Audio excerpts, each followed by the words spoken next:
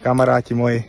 ako to myslíte a píšete, že to je komédia, šaškáren, to celé, no tak musím vám povedať jednu vec, že môžete kľudne to vyskúšať, lebo za mňa je to veľmi príjemné, ale musím to byť že aj veľmi náročné, že keď o 5:15 máme budíček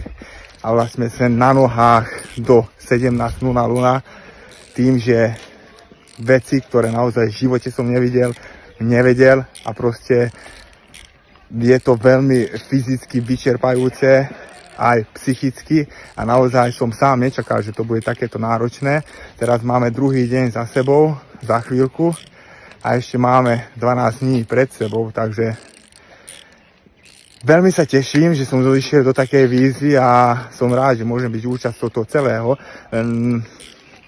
Naozaj chcem, aby ste nebrali tak, že naozaj je to nejaká šaškárňa alebo nejaká reality show. A bol by som rád, keby to